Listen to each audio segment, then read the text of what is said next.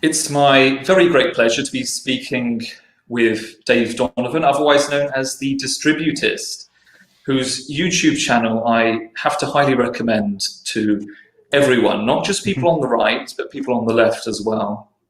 Uh, Dave, in my opinion, you are maybe one of the most original and certainly unique thinkers that we have on the right at the moment. Oh, well, thanks very much. I don't know how original I am, but hopefully, hopefully I have some perspective online that is useful to people who are trying to understand exactly where we are going, which I think in these days is kind of it's particularly vexing because it just seems that political reality is changing out from under our feet, and it's hard to know exactly what's going to happen. Yeah, I quite agree. I mean, the topic that I wanted to talk about with you was your attempt in a video you had made to define what it means to be the right, what it means to be a man of the right, let's say. And you tried to outline 9 points, essentially, 3 threes, 9 points, which would make someone, whether we're talking about, say, someone who is even a libertarian, to a Nietzschean, let's say, to even a fascist, you could say. Yes. Or someone who was a Catholic, a traditional Catholic, like you and like me. What it would mean to be someone of the right. And I mean, you made that before all of these events that we're seeing unfolding now. Yeah, I mean, I think everything was kind of moving in that direction anyway. But I wasn't trying to actually address any particular point except for the constant controversy of what is right wing, what is left wing, and the issue is that a lot of these ideas I listed in the 9 points are things that would have been incredibly common, 80 years ago, certainly 100 years ago, or 200 years ago, and so it's kind of strange because defining right wing in a lot of ways is formalizing human knowledge that in the past had always been considered just implicit wisdom or obvious things that people always believed.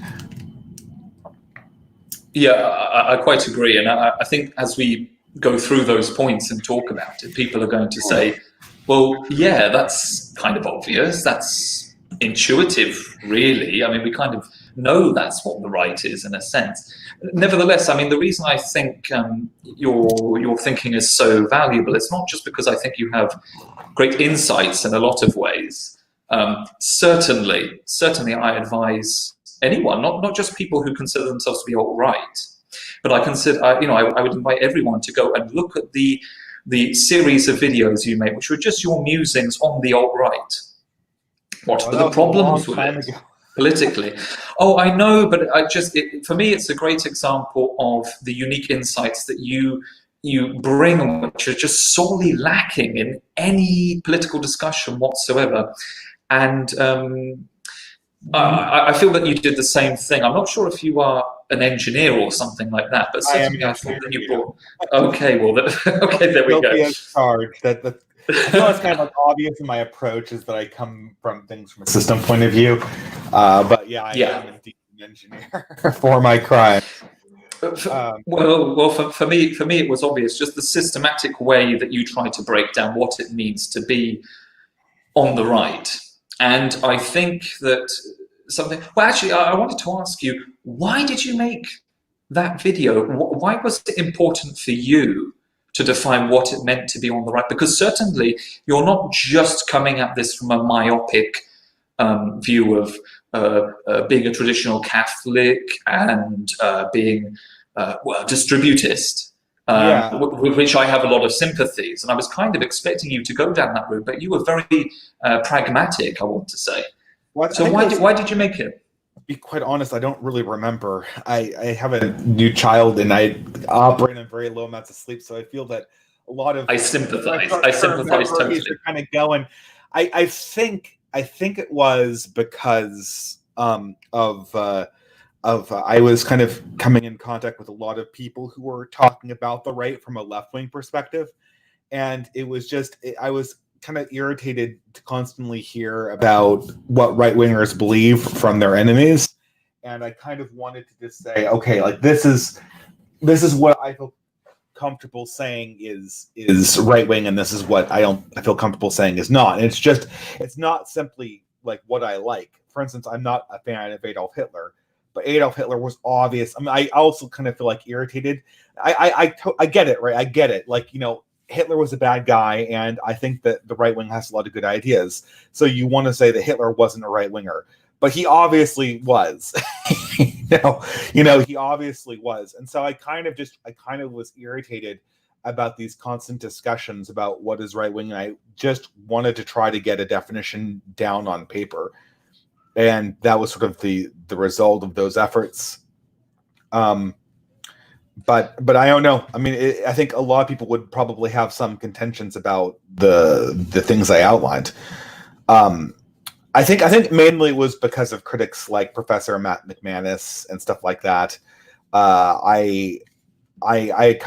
There's a lot of, since Corey Robinson's the reactionary mind came about, there have been any number of books from left wingers about what the right really believes, and I think that there's been a lack of the right really telling its own story about what it believes, and I guess that was sort of the tact I wanted to take with that particular video. Yeah, that was certainly the feeling that I got from it, and certainly what I appreciated about it as well. I don't think it's an isolated incident. I think people on the right find it difficult to identify what is the right as well. And so we cannot just blame the left. We cannot just blame people who are generally left-wing on a lot of things for not really understanding what the right is, because we're not particularly organized, or we don't have things all cleared up. We don't have some specific mind, that you can just pin down in one specific book. But nevertheless, you are to be commended for providing a framework wherein we can say that even across cultures, so not just in the West, you can begin to identify what we're talking about when we're talking about the right. And I think it does sort of it does capture something that would have, before this particular moment in time, been very it would have been considered common sense before this particular moment in time.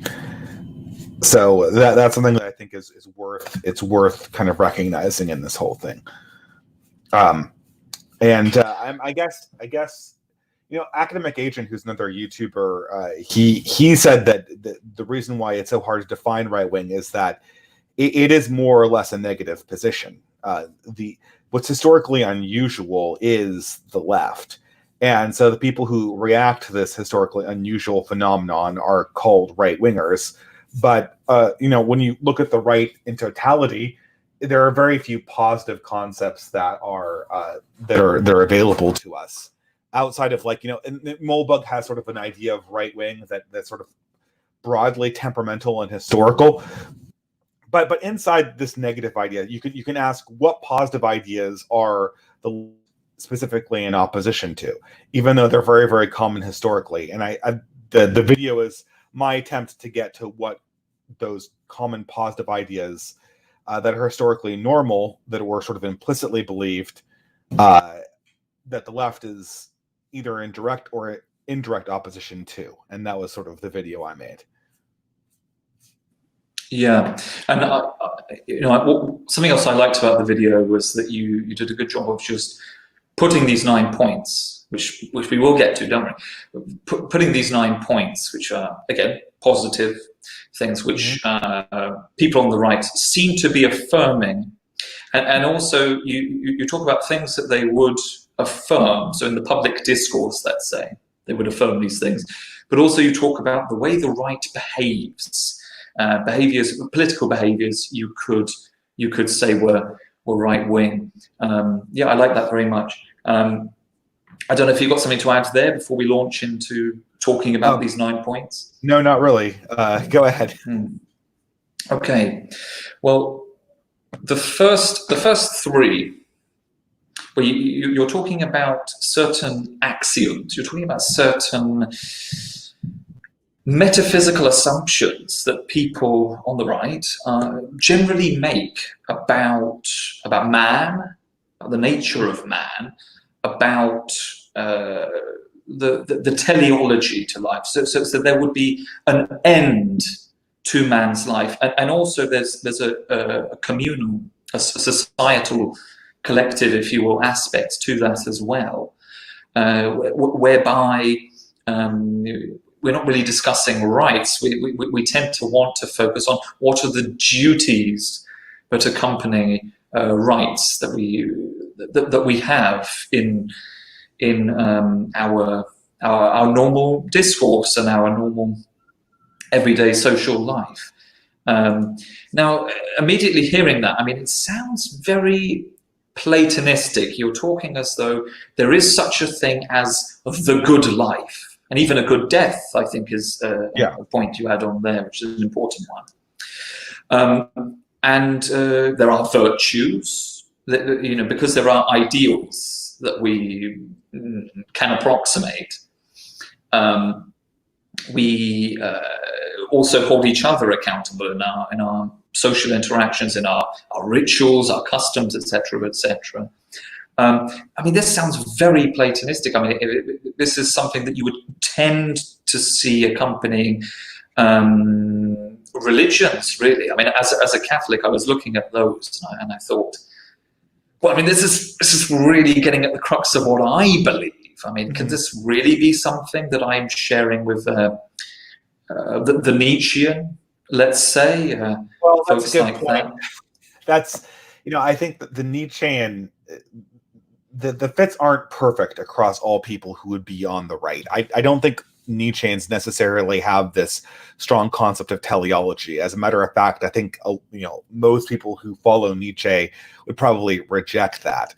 I think Nietzscheans they're probably more right wing due to their methodological and descriptive statements about the universe that I think they'd have in common.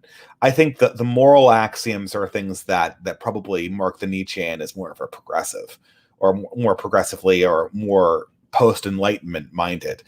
But that statement, the statements about teleology being real, this would be common to all belief systems before the Enlightenment that weren't just criminal or nihilistic. And if there is an exception, I can't think of one.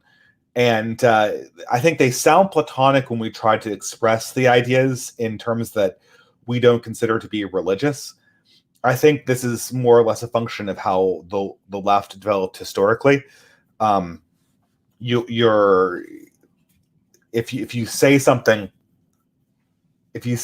in terms that sound philosophical, and you're trying to express a notion of things having meaning beyond their form, then I think you start sounding like a Platonist, or you sound like you're referencing Aristotle's sort of teleological mode of things having causes or ends.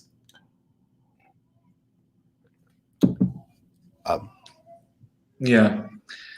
I mean, yeah, if you wanted to add some more there, but yeah, I mean, for me, I like the sound of that. I like the sound that, you know, we can broadly describe people on the right as being, what can we say, retaining the traditions of what probably would have been the religion of that community. I mean, perhaps we could say that, I mean, it's difficult to say something like this, but if we wanted to say that there were a right wing, let's say, within a country like China, okay? So within a country like China, where there is obviously a very predominant, supposed to be very left-wing style government, what do we think then when they begin to incorporate certain elements now of Confucianism, let's say? You know, the Confucius Institute is obviously something that they are. Mm-hmm. They're realizing, okay, well, we need some kind of metaphysical backing here. Christianity is growing in China. I mean, what I'm saying is, do you think it's possible then that you could have on the left even some metaphysical backing for what they're saying? I'm just trying to play devil's advocate a little bit here. Yeah, no, I mean, I think Confucianism. Well, I'll just say this. I mean, I think Confucianism was sort of the natural resting place for the Chinese Communist Party's walk away from any notion of communist socialism. They had to justify their system somehow, and this was sort of the natural place where it settled. I think that Mao had this idea that the Cultural Revolution would get rid of all this stuff, but the problem is I think the Cultural Revolution was fundamentally misguided in its understanding of human nature, and so people kind of woke up in the aftermath of that, and they realized that they couldn't just walk away from what made them Chinese. And so when they reached for a teleology, it was Confucian. And there's obviously a lot of commonalities between Aristotelian concepts and Platonic concepts and Confucian concepts. I don't think that the specific substance, there's going to be a specific substance that's common to all human systems like this. Just because these societies came about under similar circumstances. But it's I don't think that I think that really what happened was that the Chinese culture was looking for some reason to continue its own order, and the Confucian happened to be what came most naturally to it. That's probably how I would explain it, and I think that's how it would be easiest to understand.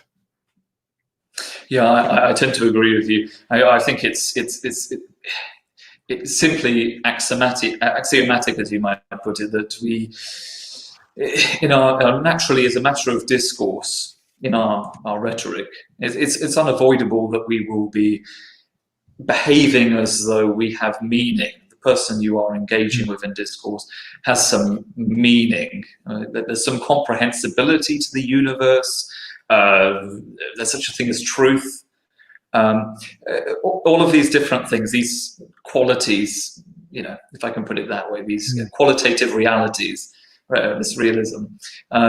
This is just how we engage with each other in an everyday sense. And so I think just as a matter of sustaining the public discourse, I think at a certain point it just becomes necessary really to have some level of metaphysic there, just to be undergirding, and defining what we're talking about, just so we're on the same hymn sheet even. Yeah, absolutely. Yeah. So, okay, I mean, those were the first 3 points, basically, talking about that there is an end to man, there's a meaning to human life there. That seems to be a commonality over what we call the right. But then also, of course, there's what has historically in the West been called the fallen nature of man. There's our entropic nature, our natural tendency to degenerate without the necessary institutions and customs in place to be curbing those behaviors, flattening the curve. Can we put it that way? Perfect. Yeah. I mean, what were your thoughts on that? I mean, I thought that you put it very well. This is something that it's well documented in terms of a historic human belief, especially in Christian civilization. Since it's such a strong position in Christian civilization, I wonder, it's obvious that the left implicitly rejects this idea. Now, the question is, if the left implicitly rejects this idea, does that mean that it's part of explicit left-wing ideology to reject this idea? I see that more and more where newer forms of leftism, they walk away from Christian notions of flawed human nature more and more explicitly. I think that this is something I'm not so sure, because the difficulty is that in conversation with leftists, although their policies rely on mankind being perfectible, they will never claim that mankind being perfectible is one of their beliefs, which kind of makes it difficult to use this as part of a conversation piece. It is important, I think, to make sure that we understand that this is a thing, that you cannot perfect the human being, and he has these qualities that will be persistently coming back that are entropic. But I don't think that this is something that you're ever going to get into a debate. There will never be a debate with the left of, is the human being perfectible? I think that's, but at the same time, I think it's important to remember. I don't know. Is that what perhaps I should ask? That has that been your experience, more or less? Yeah, no, I agree with you entirely. I think that, I mean, there is a certain sense in which on the left, they do have certain ideals, the ideal socialist man, Yeah, but they would never say that after. That's something that you'd hear in the early 20th century, but they would, and it's kind of funny because in many ways, what modern leftists are trying to do is more they're trying to more ambitiously mold the human form, but they will never admit that's what they're trying to do. The modern left doesn't admit that that's what they're trying to do. They kind of they sweep that under the rug for the most part, in my experience with them. Yeah, absolutely. That's when I agree with you. It's not explicit that they're engaging in that, and I agree with you. I think they might not even be consciously thinking about it in those terms necessarily, and yet, nevertheless, in their discussion of progress, in their discussion of molding people to certain ideas, there is a certain sort of Gnostic trust in the process, in what's going on. You can see this with the J.K. Rowling thing. There is this. I think J.K. Rowling had like a tweet storm plus a blog post about how biological woman needs to be a concept that people understand. And of course, because this is 2020, everyone just completely freaked out about this. And the issue, I think, the issue is that when you ask the left what they believe woman to mean, they'll give you this completely vacuous definition of a woman is whoever identifies as a woman. I mean, it's a totally recursive definition, right? It's a recursive definition of what woman is, and it makes absolutely no sense.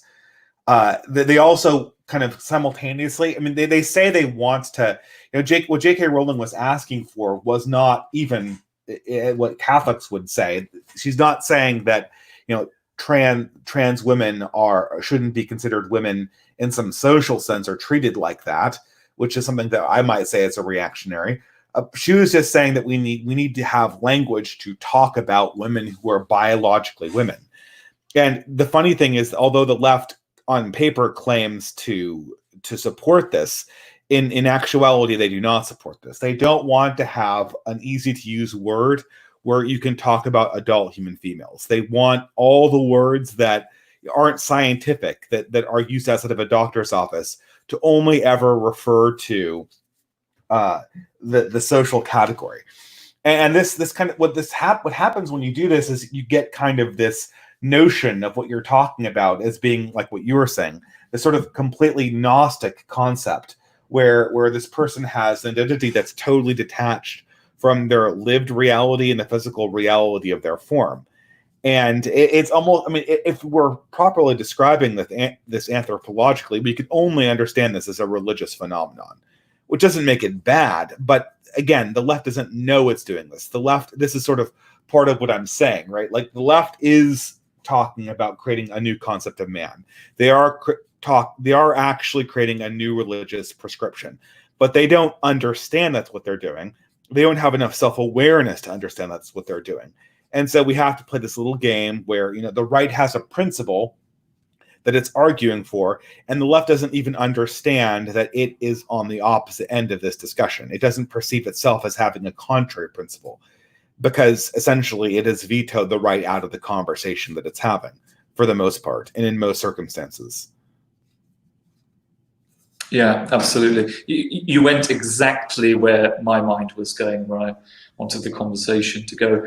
And of course, as you say, as the right gets ostracized from the conversation, that is kind of what enables them to have their own ideals Yeah, about man, or their own and, unstated and their ideals. own institutions and ideas of how the behaviors can be coped. But it doesn't need to be explicit, Yeah, as exactly. you just said, and it can be implicit then. And they, And and they can afford to do that. this is what makes the modern left so powerful and so hard to interact with, is that it has zero self-awareness of itself as something.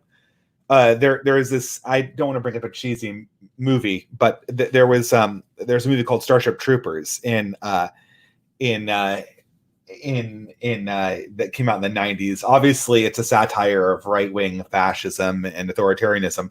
But there was a line. Yeah, there's a line that I remember out of it, not about the one cogent line that wasn't about the fascist society itself, was that the scientist says, like, the arachnids are functionally immortal because they have no concept of life and they have no concept of awareness of death. And that's kind of like the left. The left is so powerful because it doesn't realize that it's engaging in ideology. It's in this pre-conscious state where it just thinks that it's pursuing this undistilled good that cannot ever be questioned, and that the people who do question it are secret nefarious villains that don't have any possible reasons for believing what they believe. And so they operate in the state of complete pre-consciousness. And because of that, they basically create fanatics that don't realize that they're doing fanaticism. And that's the thing with right-wingers, and you see this even in Islamic fundamentalists, is that even when you look at ISIS and, like, the Revolutionary Guard in Iran, or even modern day fanatics that come from Christian sects, the difficulty with them is that when they do their thing, they understand that they operate in a world where what they're doing is called fanaticism or religious fundamentalism. And because of this, there's always this, like, really, really weird implicit self-consciousness in what they're doing. I believe that Slavoj Zizek kind of pointed this out in his book, The Puppet and the Dwarf, although it's been a long time since I've read that book, so maybe I'm misremembering. But there seems to be an implicit, like, self-awareness and embarrassment that most modern fundamentalists have about being fundamentalists. The left does not have this. They're not even aware that they're fundamentalist fanatics. They don't have the self-awareness. And I think that makes them almost truer fanatics and truer fundamentalists, and more dangerous fundamentalists than anything that religious people could ever do. And it's kind of weird and funny that way, I find. Yes, I quite agree. I was speaking recently with a scholar, Paul Tyson, and I was talking about his writing and how he is describing the pluralism of modern secular liberalism as being no less a universal creed, and as being no less religious, as we're discussing now, in the sense that there is a universal creed, and it is all beliefs are private to the individual. And so the universal creed, the public belief, is to acknowledge, well, all beliefs are entirely private like that, and so you can have your so there's an element of relativism to it as well. I would say that was iteration 1.0, but we're seeing, I think that is a very accurate description of the left prior to 2012, at least in the United States. But obviously, like, everything that the left does is happening either in slow motion or in fast motion from the Britain or America. And what's happening is what happened is post 2012, however, we've learned that the left, there are beliefs that the left needs you to profess publicly. It needs you to profess publicly a belief in transgenderism. It needs you to profess publicly a belief in Black Lives Matter and an allegiance to Black Lives Matter.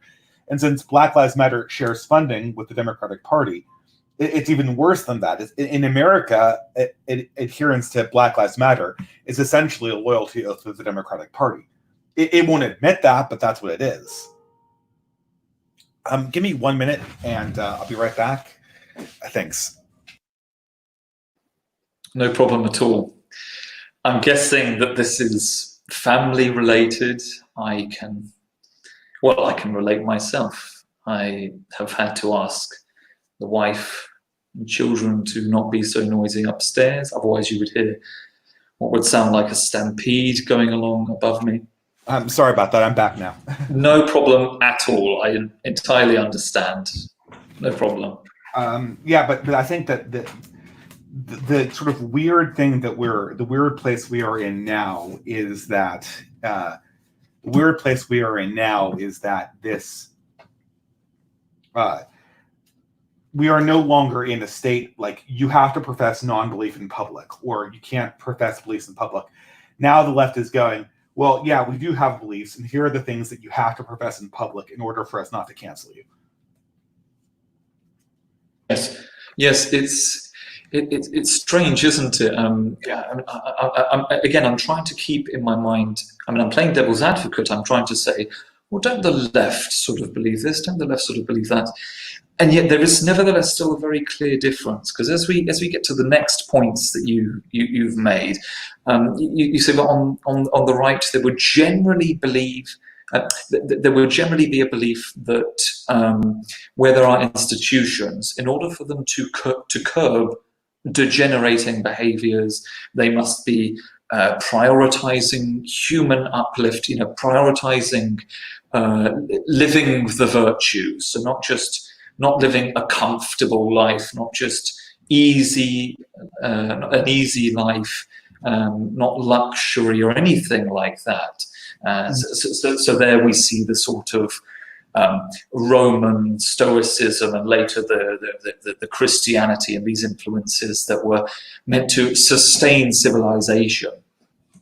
Mm-hmm. But then on the left, I think it's on those points that we can start to see a distinction there, because the left is now tending to pan to the lowest common denominator, and nevertheless we're still told, okay, so there is still the belief is entirely private, pluralistic aspect to it. There's that, but it's just that where there develop commonalities in smaller political groupings, little ideological identities, a little grouping, for instance, like Black Lives Matter.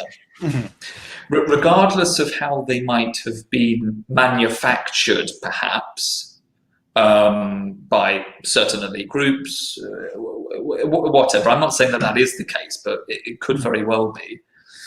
So regardless of that, every single other group, especially where it is a majority group, has to pander to those minority groups' beliefs and assertions and whatever is going to sustain the pluralism. Yeah. and make ever smaller, ever more dependent groups and identities. That's a bit of a truncated way of what I would like to say it with more time, but would you sort of agree with me there? I think that's correct. I mean, part of this, I'm not exactly so sure. Part of these discussions, the left wing has a certain nature to it that seems very, very consistent throughout the centuries. It has sort of this direction towards radical emancipation. But then it gets caught up in particular projects that take it in directions that it needs for its larger project, but that aren't really completely 100% along with its ideology. A great example of this would be Stalinism, right? Like Stalinism is essentially methodological authoritarianism and the reintegration of some right-wing ideas to make sure that the communist state doesn't collapse into complete chaos in the 1920s and 30s. As far as I'm concerned, Stalin he's a left-winger, but he's a left-winger that's marked from his adversaries by the fact that he is more to the right than they are, and he's able to sort of incorporate an understanding of politics that is descriptively right-wing. And so the same thing is true for leftist identity politics. The left has to use identity politics because the left is sort of unsustainable demographically in its core populations being basically white Anglo-Saxon Protestants from England, upper-class white Anglo-Saxon Protestants from England and the British Isles. It's demographically unsustainable there, so it has to incorporate a notion of identity politics into itself to make its larger political projects of ever-growing emancipations and destructions to be at all workable. And that's something that I think is this is something that I think you need to recognize as very much part of the left that currently exists, but not as an essential part of a left-wing project that might exist in a different time and space where it was more competent and it didn't need to bow to these kind of forces. Interesting.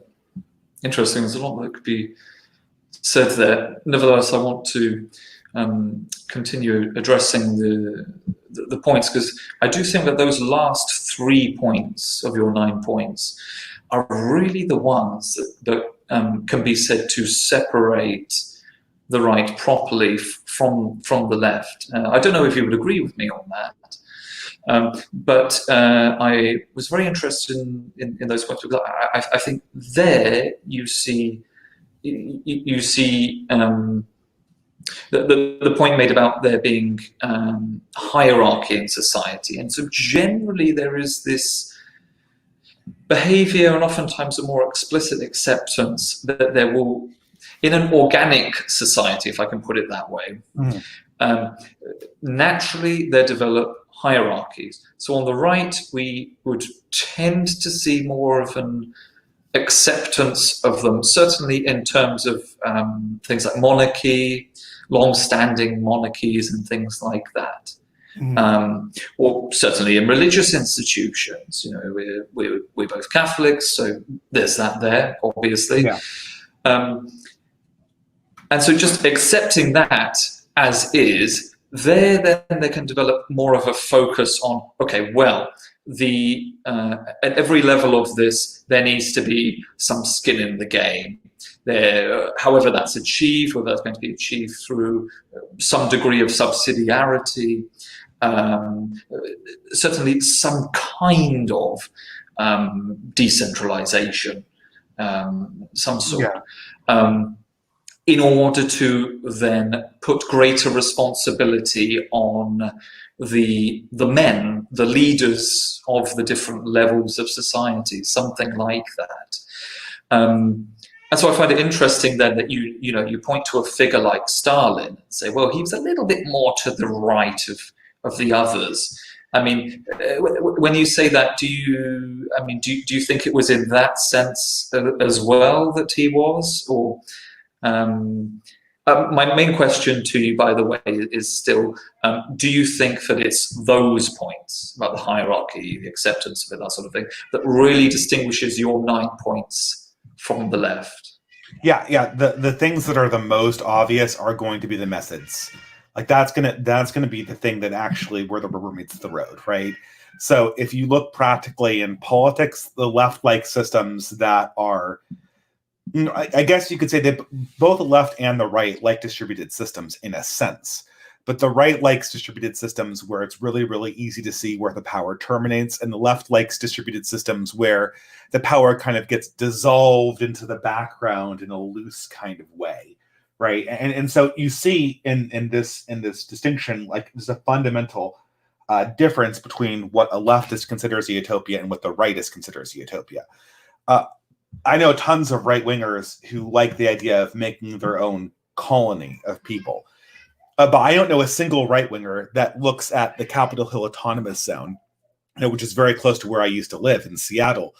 Any right-winger who sees the Capitol Hill Autonomous Zone, even if he's 100% on top of intentional communities, the Chaz will just drive him totally nuts. Like it's everything he hates, because it's impossible to see who has the actual power. You can tell that power is being wielded, but you can never tell who actually has it.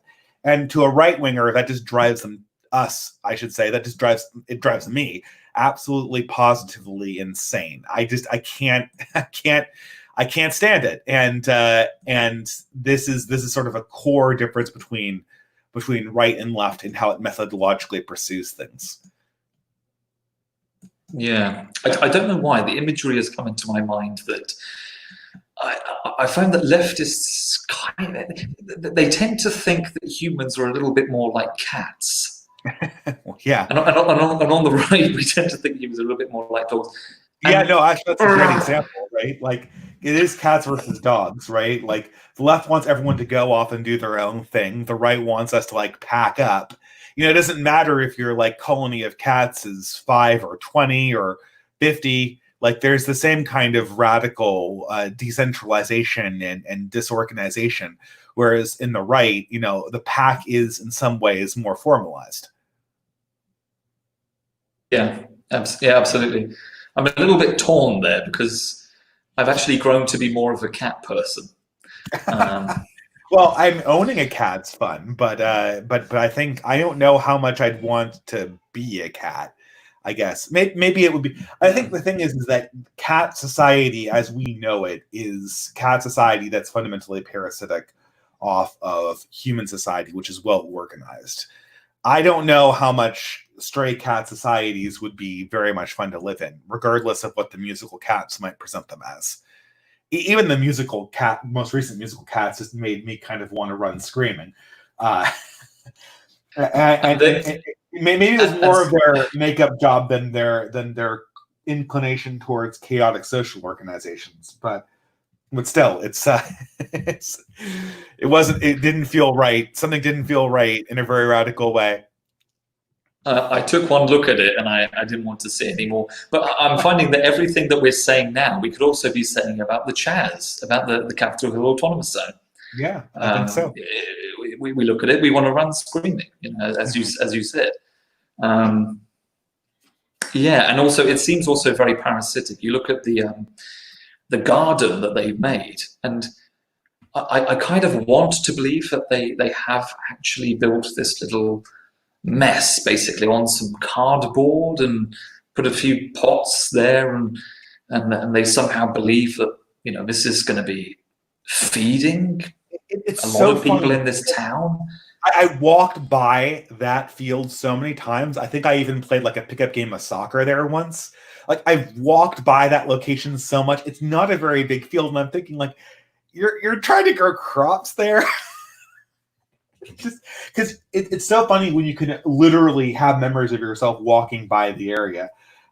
It's hilarious. The idea that you could turn that baseball field into a place to harvest crops, even if you were to completely professionally do it, is funny.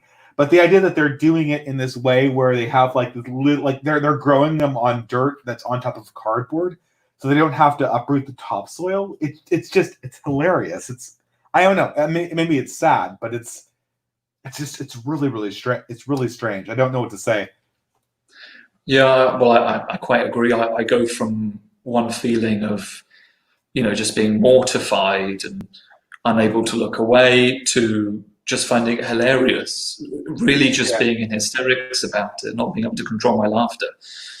But I mean, looking at that, I mean, that strikes me as a group of people who, I mean, okay, they've become somewhat parasitic. They are, you know, the typical, you know, rights-driven, entitled city dweller, you know, living a very plastic, artificial life, and not having the maturity, the experience, the understanding to know what it really means to have skin in the game. Yeah. I mean, would you agree with that? I mean, that's a significant point that you distinguish the right one. Yeah. I mean, on the right, I mean, I tend to assume, I try to think, when I look at someone else and I can say, oh, I'm pretty sure they're right wing. What is it that I'm picking up on? What is it that I'm observing there in order to give me that opinion? I think you're observing an emotional preference for methods that focus on order and assigning responsibility formally, as opposed to a person that has an emotional preference for methods that want to make power less formal and less organized. That's I think that is as close as we can get to the emotional concept of what this is, right? Yes, I mean that's very important. What being right wing means, I should say. Yeah, I understand, and I mean that's pretty fundamental, and that is pretty important. I mean, would you say that? I mean, if we were to bring it down to a word, even, let's say, I mean, does it come down to responsibility then? I mean, if we're talking about one desiring more order in the sense that there are much more formalized, more systematic ways of determining who has certain duties, that sort of thing, who has power, who has responsibility, and methods through which they will actually be incentivized to be fulfilling those duties. Does it count to responsibility?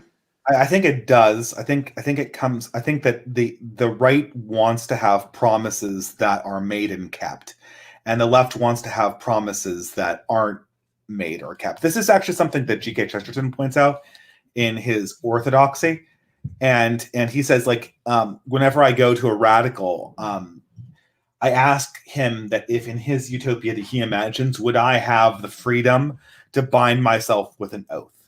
And he says, invariably, it seems like they don't believe that that freedom should exist, that a man should not be able to make a promise and then be forced to keep it under coercion.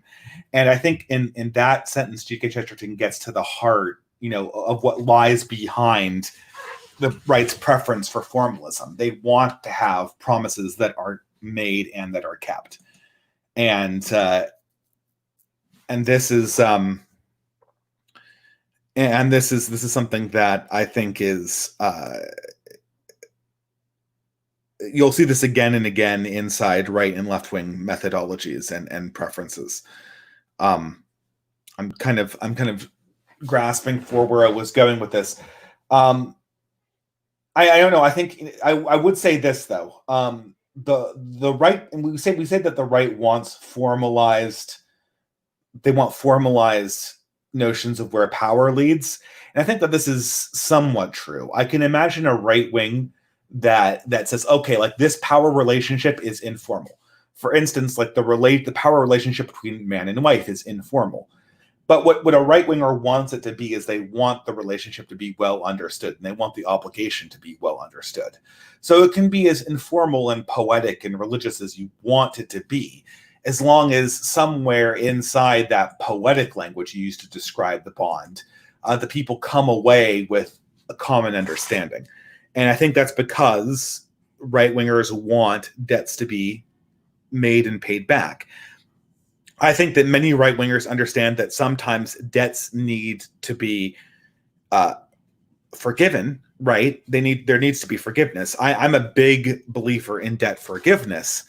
But when I say I want debt forgiveness, I think I mean something quite different than what an anarchist means. When I say I want debt forgiveness or property redistribution, both of which are things that I like the idea of, I want property redistribution so that we can go back to having property and debts. What I mean is that, like, there's a specific grievance, there's a specific maldistribution of property, or there's a specific debt that's onerous and causing more problems than it solves. And I want to cut that cancerous tumor out, and then I want to restore order immediately. What the left wants when they say they want to redistribute property and they want to get rid of debts is they just want to get rid of property and debts altogether, which to my mind is totally insane and is the exact opposite of what I want, I should say. I don't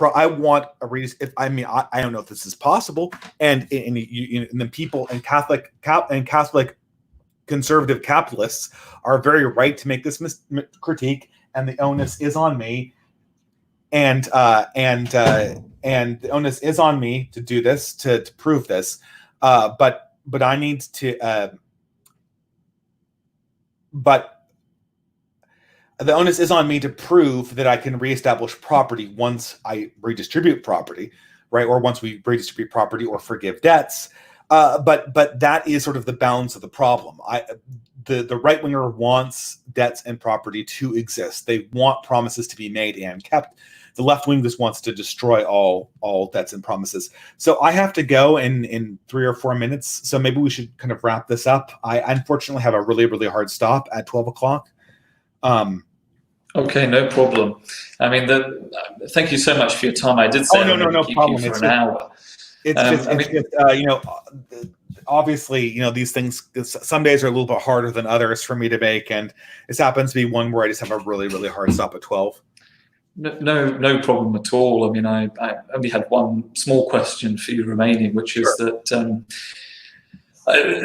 reading all of these things, it did seem as though coming at this from a Western context, I mean, it seemed as though, well, you kind of need to return to a Catholic life world, a Catholic view of things, really. I mean, in order to have all of these values and all of the principles and to be on the same page, sing from the same hymn sheet, which is, what we're saying the right wing want to have. I mean, it seems as though there isn't as much room for pluralism. So I wanted to say, what is your hope for this framework that you've created? I mean, you obviously didn't want this to just be for Catholics. You wanted to create some allegiance between other people on the right as well. And this is an excellent question, because it really has two answers. Now, you're right that in order to make a community function, right, that in the sense that we imagine it, right, with all of the amenities and high trustness that would come along with this, that community would need to be explicitly Catholic. It would need to have like a very, very thick grounding of teleology, aesthetics, moralisms, and all of the trappings that come along with that. And I don't see any way to make that more general than just to say, like, implicitly or explicitly, but have it to be, like I said, well understood that, like, the grounding moralism of this society is going to be explicitly Catholic. However, now, why is this not sufficient? Like, it was sufficient to do that in the Middle Ages and in early modernity, but it's not sufficient to do that now. The reason why is because power systems and power structures are globalized, and while we can easily make societies and patchwork societies that are Catholic, we have to compete for power and wealth inside a marketplace that is global and has to interact with secular people and with non-Catholic and non-Christian people. What is the primary thing that the left constantly talks about? Now, I know you're from, I think, Britain, if I'm getting this right.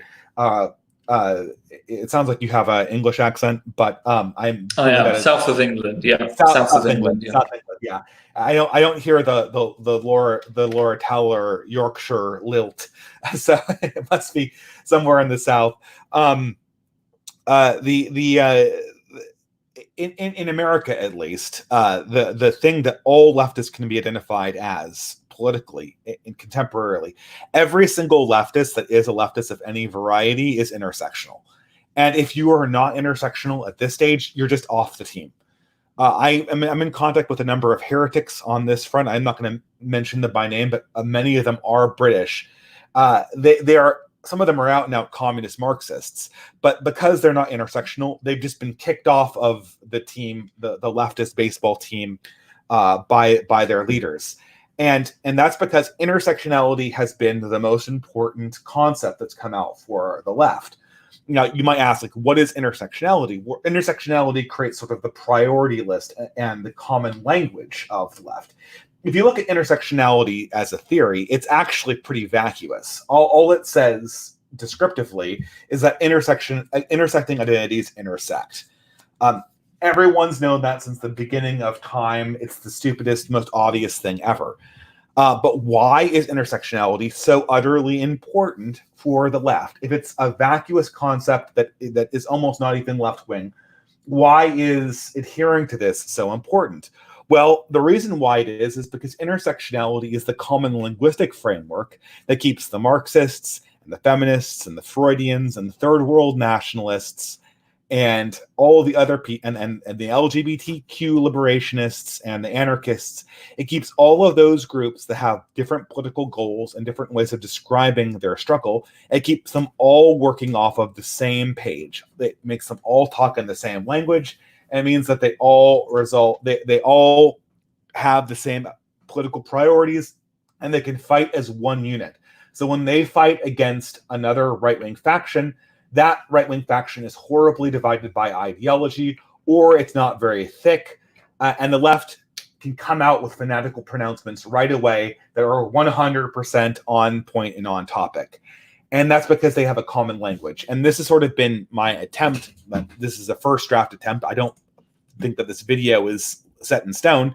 It's the first draft attempt to create that common language. And so with that, I am totally out of time and I have to leave. So thank you very much for having me. Please go. Wonderful place to finish. You have been very insightful. Excellent place to leave it. All right, very good. I told you, everyone, he's very insightful. He's very clever. Go and see his channel straight away. Watch some of his videos. Well, thanks very much for having me. I appreciate the talk. Have a wonderful Thank you so much. rest of the evening. Thank you. You go now, Dave. Well, there we have it. Excellent place to leave it. I suppose we can say to a certain extent the left is what the right isn't. I feel as though we were talking mostly about the left there and not really the right. But yes, the right needs to have order to the hierarchy. That is a principle where we kind of agreed is really where there's the dividing line between the left and the right. And as Dave brilliantly finished there, intersectionality has become the unifying linguistic framework with which the left now functions.